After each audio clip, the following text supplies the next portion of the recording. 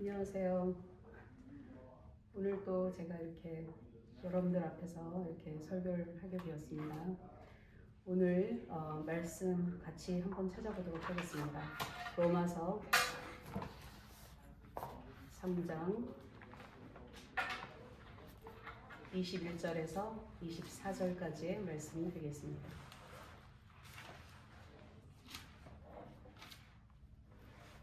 다 찾으셨나요? 네. 자, 함께 읽어보도록 하겠습니다. 시작. 그러나 이제는 율법과는 상관없이 하나님의 의가 나타났습니다. 그것은 율법과 예언자들이 증언한 것입니다. 그런데 하나님의 의는 예수 그리스도를 믿는 믿음을 통하여 오는 것인데 모든 믿는 사람에게 미칩니다. 거기에는 아무런 차별이 없습니다.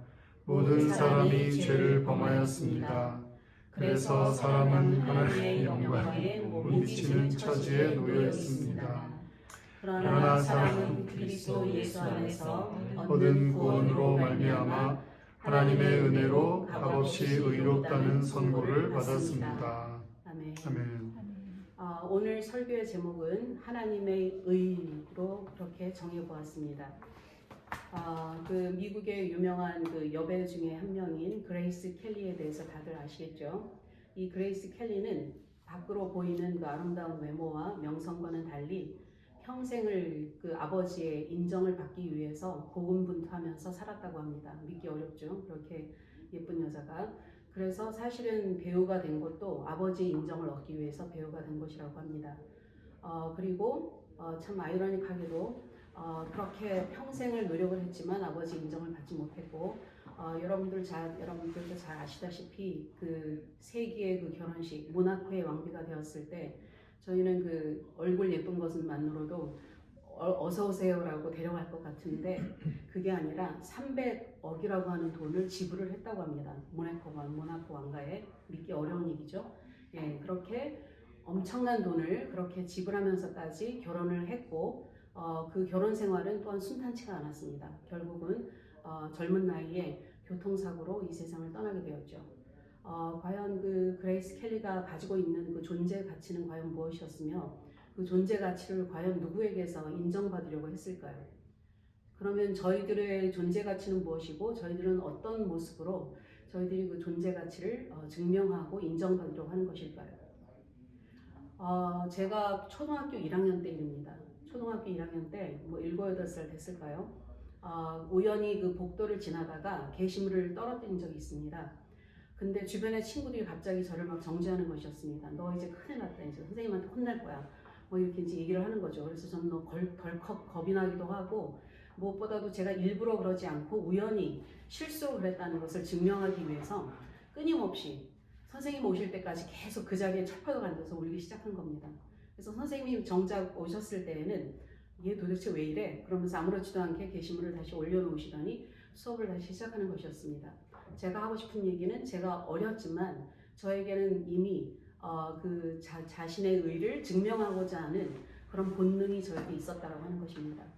그래서 제가 또 이렇게 객관적인 리서치에 대해서 하나를 말씀드리자면 2024년에 그 리서치 그 결과가 하나 있는데요. 한국의 무려 55%나 되는 사람들이 그 종교나 믿음이 없이 그렇게 살아가고 있다라는 그런 결과를 가지게 되었습니다. 이것은 무엇을 뜻하는 것일까요? 사람들이 어떤 그 믿음이나 그 신념 체계가 없이 자기 자신의 신조와 자기 자신의 어떤 그 믿고 있는 판단, 기준에 의거해서 자신의 의를 드러내면서 살고 있다라고 하는 그런 증거를 보여주고 있는 것입니다. 저희들은 이와 같이 너나 할 것 없이 저희들이 존재 가치를 인정받기 위해서 어쩔 수 없이 저희들이 인정을 받으려고 하고 또 성공이나 성취를 위해서 저희들의 가치를 드러내려고 합니다.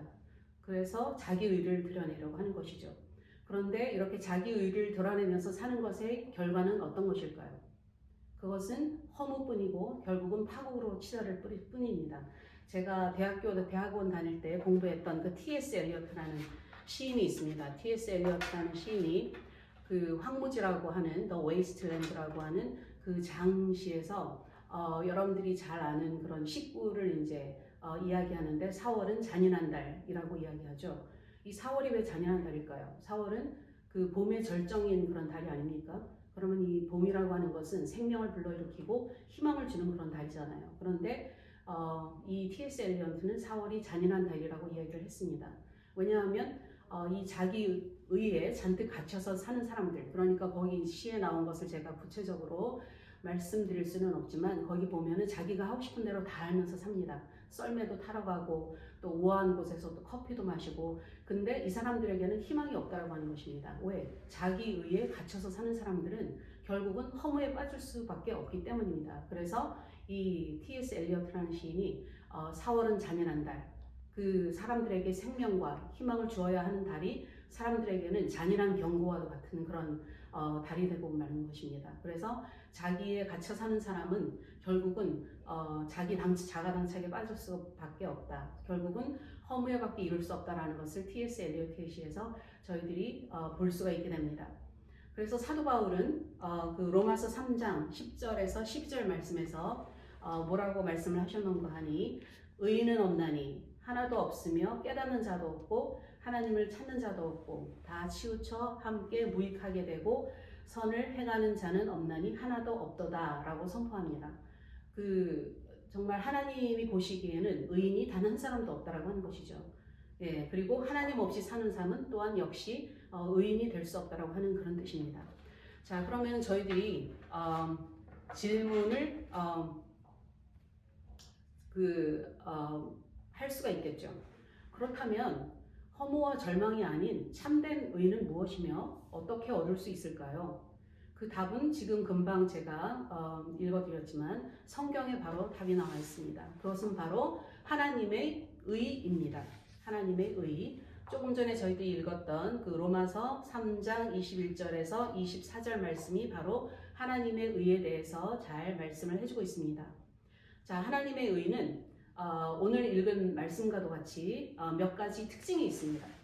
첫 번째로 하나님의 의는 율법과 선지자들에게서 증거를 받았습니다. 아브라함, 모세, 그 다음에 구약의 선지자들 모두가 그 그리스도를 이렇게 핀포인트 하였죠. 그래서 이 하나님의 의인 그리스도는 율법을 폐기하는 것이 아니라, 율법을 없애는 것이 아니라 율법을 완성하고 율법을 성취합니다. 그리고 구약 전체가 그것을 증거해주고 있습니다. 이것은 곧 무슨 얘기인고 하니, 하나님의 의는 참이다. 그리고 인간의 역사를 통해서 참인 것으로 그렇게 증명이 되어졌다라고 하는 것을 뜻하는 것입니다. 그래서 하나님의 의는 참이다. 그러면은 사람의 의는 어떠한 것이냐? 대비적으로 사람의 의는 거짓과 기만으로 가득 차 있죠. 그래서 그 프랑스 철학가 파스칼이라는 사람은 팡세라는 책에서 뭐라고 이야기를 하는고 하니, 지금 우리의 상태는 불행하고 행복의 개념도 있지만 그것을 달성할 수가 없다. 우리가 진리의 이미지로 지각하기는 하는데 우리가 가진 것은 가짜밖에 없다. 이렇게 이야기를 하였습니다. 그러니까 우리가 그 행복을 추구하지만 사실은 불행하고, 우리가 진리를 지각하기는 하지만 그것은 다 가짜라는 것입니다. 저희들이 혼자서 몸부림치면서 찾으려고 하는 의는 모두가 다 가짜라고 하는 것입니다. 오로지 하나님의 의만 진짜라고 하는 것이죠. 그러니까 저희가 가짜를 대부분 많이 붙잡고 산다라고 하는 것이죠. 그리고 하나님의 의의 두 번째 특징은, 하나님의 의는 예수 그리스도를 믿는 모든 자에게 차별이 없이 미친다는 것입니다. 공평하게. 저희 사람이 사는 세상에서는 굉장히 차별적이고, 그리고 우월감을 느끼기 좋아하고 그렇죠. 그리고 또 자기에 가득 찬 사람들은 또 다른 사람들에 대해서 자기 자신이 우월하다는 것을 증명하기 위해서 이렇게 어떤 그 괴리가 생기게 되고, 그리고 또 다른 사람을 이제 무시하는 그런 성향도 있게 되고 그렇죠. 예, 저희들이 성경에서 보듯이 그 유대인들이 이방인에 대한 태도가 그런 것들이었습니다. 자기네들이 율법을 더 잘 안다는 이유로 이방인들을 상당히 무시하고, 그리고 차별 대우를 했으며, 그리고 자기네들은 이제 우월하다고 그렇게 생각을 하였죠. 그래서 자기 의로 사는 사람들은 대부분 자기보다 못한 사람이 있어야 자기 의를 느낄 수 있고, 대부분. 그리고 차별적인 그런 요소가 굉장히 많죠. 하지만 하나님의 의는 그렇지 않습니다. 남녀노소 불구하고 또 사회적인 계층을 막론하고 하나님의 의는 모두에게 골고루 공평하게 이렇게 나누어지는 것이 바로 하나님의 의라고 할 수 있겠습니다. 누구든지 예수 그리스도를 주라고 믿는 사람이면 그 하나님의 의에 동참할 수가 있다라고 하는 것입니다. 자, 그리고 세 번째, 하나님의 의의 세 번째 특징은 오로지 예수 그리스도의 십자가를 통해서만 이루어진다라고 하는 것입니다. 다른 어떤 것으로도 되지 않고 오로지 예수님의 십자가, 예수님의 구속의 피를 통해서만 저희들이 하나님의 의에 이룰 수가 있다라고 하는 것입니다. 이것은 저희들이 뭐 선행을 통해서, 공로를 통해서, 저희들의 노력을 통해서, 저희들이 인정을 받는 것을 통해서 얻어지는 것이 아니라 하나님의 선물은 자격이 없는, 진짜 월드가 없는 그런 사람에게 그냥 무상으로 주어지는 것입니다. 예수님의 십자가의 피의 공로를 통해서 하나님의 은혜로 저희들의 몫은 믿기만 하면 되는 것입니다. 예수 그리스도께서 저희들의 그 죄를 위하여서 십자가에 돌아가셨고 그리고 부활하셨다는 사실을 저희들이 믿음으로 받아들이기만 하면 되는 것입니다. 하나님의 의는 이러한 것입니다. 자기 이용와는 너무나도 대조가 되는 것이죠. 모든 사람들이, 세상 밖에 있는 사람들이 저를 비롯해서 자기 의를 구현하기 위해서 굉장히 끊임없이 아주 피곤하게 그렇게 노력을 하고 있죠. 인정을 받기 위해서, 그리고 존재 가치를 그렇게 증명하기 위해서 여러 가지 모습으로 그렇게 노력을 하고 있는 것이 사실이지만 하나님의 의는 저희들이 할 수 있는 것이 없습니다. 그냥 믿기만 하면 되는 것입니다. 다 어깨에 힘을 빼고 저희들이 그냥 예수 그리스도를, 예수님을 저희들의 그 구세주로, 저희들의 그 로드, 주님으로 받아들이기만 하면 된다라고 하는 것입니다. 쉬운 것 같죠? 쉽죠, 사실은. 너무 쉬워서 사람들이 또 this cannot be true because it is too easy 이런 식으로 생각할 수도 있습니다. 하지만 하나님의 의는 그러한 것입니다. 자, 하나님의 의의 세 가지 특성에 대해서 저희들이 살펴보았는데요. 그 하나님의 의와 자기 의를 정말로 이렇게 대비적으로 비교해 볼 수 있는 성경 구절이 있습니다. 저희들이 한번 찾아볼까요? 누가복음 18장 10절에서 14절 말씀입니다.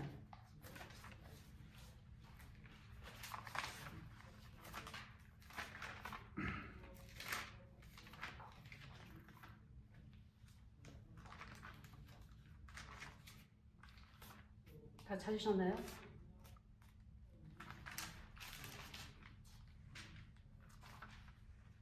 같이 읽어보겠습니다. 누가복음 18장 10절에서 14절 말씀입니다. 시작. 두 사람이 기도하러 성전에 올라갔다. 한 사람은 바리새파 사람이고 다른 한 사람은 세리였다. 바리새파 사람은 서서 혼잣말로 이렇게 기도하였다. 하나님 감사합니다. 나는 남의 것을 빼앗는 자나 불의한 자나 가늠하는 자와 같은 다른 사람들과 같지 않으며 더구나 이 세리와는 같지 않습니다. 나는 일해에 2번씩 금식하고 내 모든 소득의 11조를 바칩니다. 그런데 세리는 멀찍이 서서 하늘을 우러러볼 엄두도 못 내고 가슴을 치며 하나님 이 죄인에게 자비를 베풀어 주십시오 하고 말하였다. 내가 너희에게 말한다. 의롭다는 인정을 받고서 자기 집으로 내려간 사람은 저 바리새파 사람이 아니라 이 세리다. 누구든지 자기를 높이는 사람은 낮아지고 자기를 낮추는 사람은 높아질 것이다. 아멘.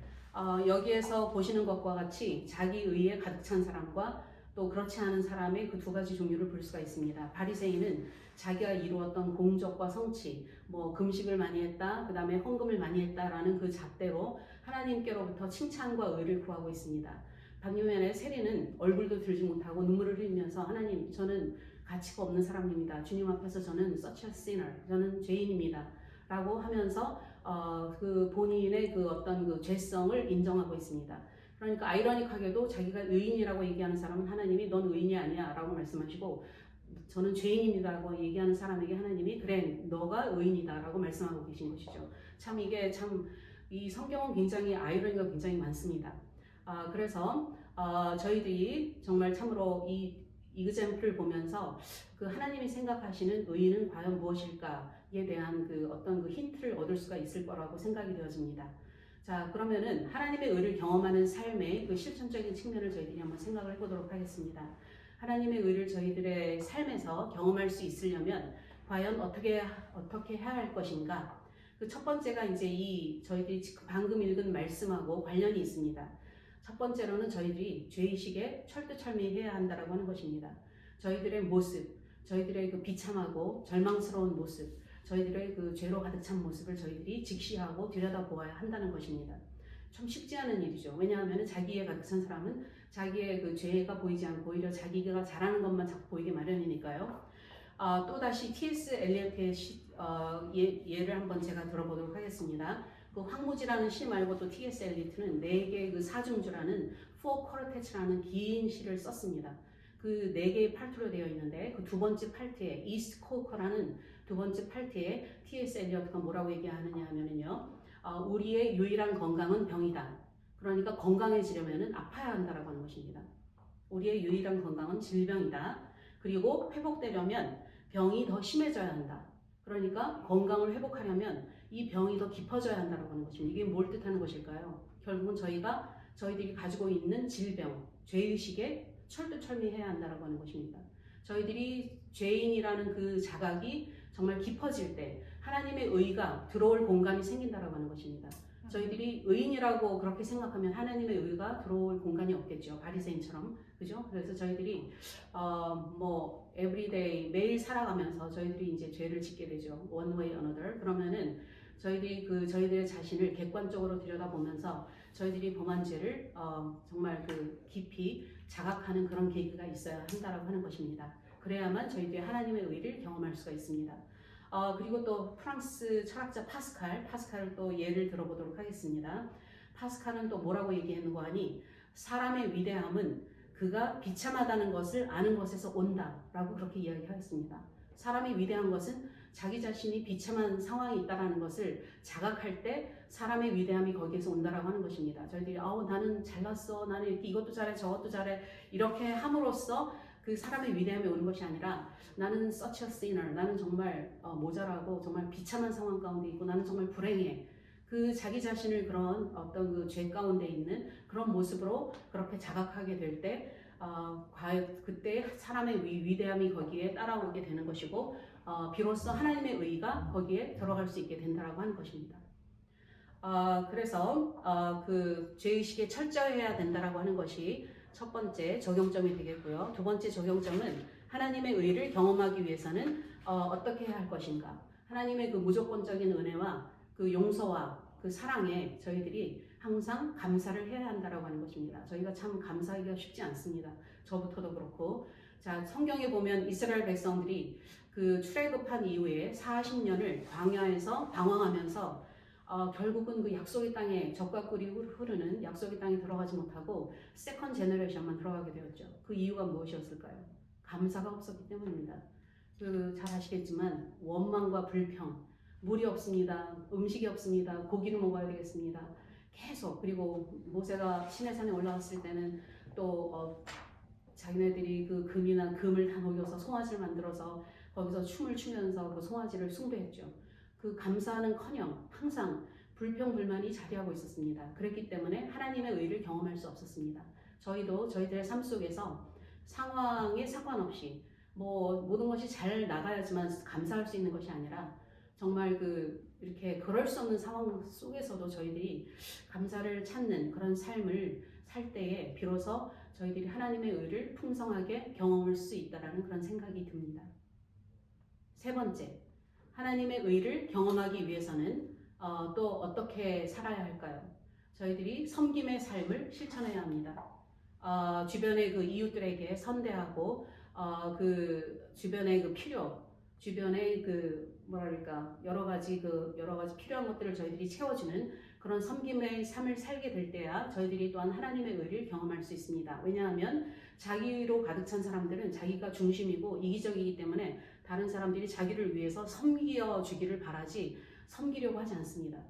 그렇죠? 예, 그렇지만 저희들이 하나님의 의를 경험하기 위해서는 예수님을 닮은 그런 삶을 살아야 되기 때문에 저희들 자신을 내려놓고, 그러니까 겸손하게 understand가 밑으로 내려간다는 뜻이 아니겠습니까? 그래서 저희들 자신을 다른 사람들보다도 밑에 내려놓고 다른 사람들을 더 위에 올려놓고 다른 사람들이 필요한 것이 무엇일까? 또 다른 사람들을 먼저 생각하는 그런 마음을 가지고 살아야 한다는 것입니다.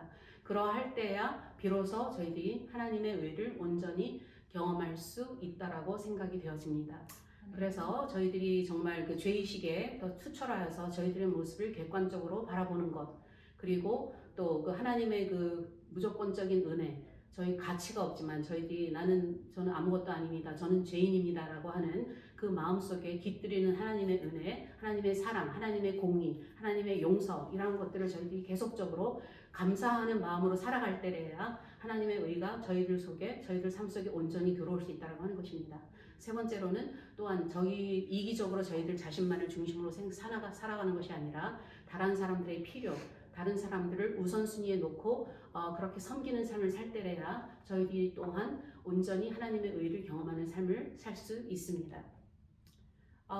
저희들이 사실 이렇게 everyday 정말 매일 저희들의 존재 가치를 증명하기 위해서 여러 가지로 애를 쓰죠. 뭐 공부도 많이 하고 그 다음에 또 뭐 돈도 많이 벌고 그리고 또 이렇게 저도 어렸을 때 사실 그랬습니다. 아버지에게 인정을 받으려고 굉장히 그레이스 켈리의 예처럼 무던히 애를 쓰고 또 뭐 화려한 그런 삶을 또 추구하기도 하고 하죠. 하지만 그것의 결과는 사실은 험으로 갈 수밖에 없다라는 것을 여러분들이 잘 아셨으면 좋겠다라는 생각이 듭니다. 그래서 진정한 그 인간의 존재 가치라고 하는 것은 저희들이 행하는 것, 저희들이 노력하는 것, 성공이나 성취, 뭐 선행, 공로, 뭐 이러한 것들로부터 저희들의 가치가 매겨지는 것이 아닙니다. 오로지 저희들이 예수님을 저희들의 구세주로 받아들였을 때 예수님의 피해값이 저희의 가치가 되는 것입니다.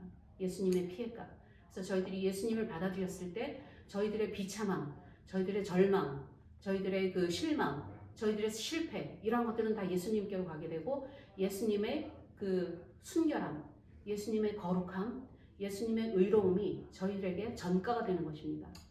예, 그래서 저희들은 정말로 하나님 보시기에 정말 의로운 사람이라고 칭함을 받게 되고 그리고 저희들의 그 뭐랄까 자존감, 저희들이 그 존귀하게 여기는 그런 마음이 바로 그 하나님의 의로부터 저희들에게로 스며들어오게 되는 것입니다. 제가 이제 예를 하나 더 들어보도록 할 텐데요. 성경 말씀을 한번 찾아보도록 하겠습니다. 마태복음 22장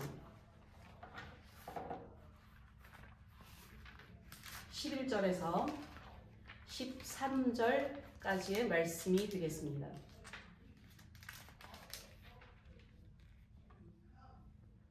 찾으셨나요? 다 같이 한번 읽어보도록 하겠습니다. 시작. 임금이 손님들을 만나러 들어갔다가 거기에 혼인 예복을 입지 않은 사람이 한 명 있는 것을 보고 그에게 묻기를 이 사람아 그대는 혼인 예복을 입지 않았는데 어떻게 여기에 들어왔는가 하니 그는 아무 말도 하지 못하였다. 그때 임금이 종들에게 분부하였다. 이 사람의 손발을 묶어서 바깥 어두운 데로 내던져라. 거기서 슬피 울며 이를 갈 것이다. 부름받은 사람은 많으나 뽑힌 사람은 적다. 아멘. 이 말씀을 보게 되면은 그 임금님의 잔치에 사람들을 초대합니다. 초대하는데 어떤 사람이 임금님이 하사한 의복 이것을 꼭 입고 잔치에 참가하시오 이렇게 이야기를 하였는데 그 임금님이 하사한 옷을 입지 않고 그냥 들어간 것입니다. 그랬더니 임금님이 저 사람을 당장 쫓아내어라 이렇게 말씀하셨거든요. 그러면 우리가 인간적으로 생각하기에는 그 임금님이 주신 옷을 안 입었다고 저렇게 쫓아내는 거 좀 말이 안 되는데 이렇게 생각할지 모르겠습니다. 하지만 이것이 저희들이 지금껏 이야기한 하나님의 의와 관련이 있는 것입니다.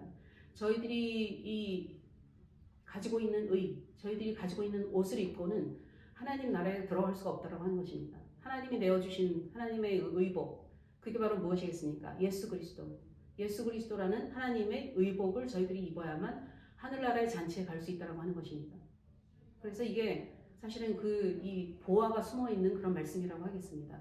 임금님이 하사한 의복, 그게 뭐지? 그게 바로 예수 그리스도입니다. 예수 그리스도라는 그런 하나님의 의의 옷을 저희들이 입어야 비로소 저희들이 하나님 나라에 들어가서 그 잔치에 참석할 수 있다고 하는 것입니다.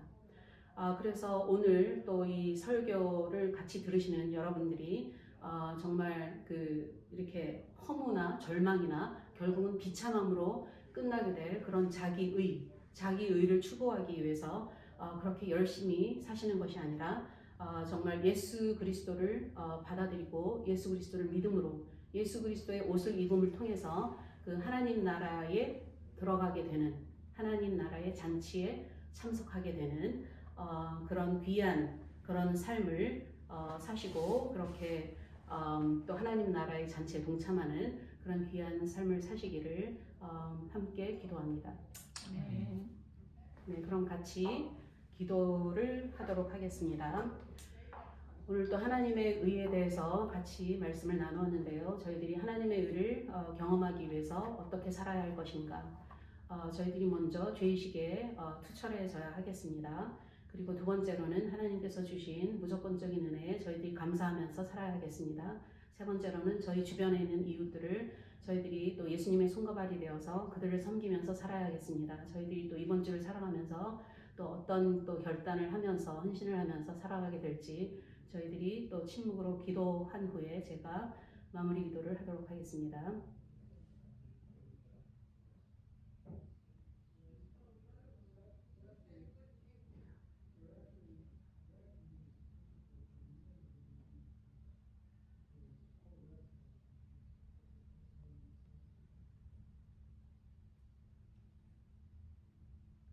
사랑하는 주님, 오늘 또 하나님의 의에 대해서 또 말씀을 같이 쉐어할 수 있는 기회를 허락해 주셔서 감사합니다.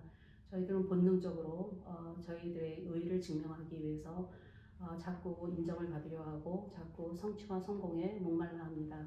하지만 그것의 끝은 허무이며 저희들에게 행복이나 저희들에게 만족감을 가져다 줄 수 없음을 저희들이 배웠습니다. 하나님, 저희들이 정말로 예수 그리스도를 입는 하나님의 의에 저희들이 또 관심을 가지게 해주시고 또 예수님을 받아들이고 또 예수님의 그 구속의 은혜를 저희들이 감사하고 또한 저희들이 죄의식에 또 투철하고 그리고 또 주변에 있는 사람들을 내 형제 자매와도 같이 그렇게 섬기는 삶을 통하여서 저희들이 그리스도의 옷을 잡고 입는 연습을 할 수 있도록 인도하여 주시고 저희들이 하나님의 의를 매일매일 경험하며 살아갈 수 있도록 인도하여 주시옵소서. 그리하여서 저희들이 또 주님께서 마련하신 하나님의 그 잔치에 또 저희들이 또 동참할 수 있는 그런 귀한 삶을 살 수 있도록 인도하여 주시옵소서. 모든 것 감사드리며 예수님의 이름으로 기도하였습니다. 아멘.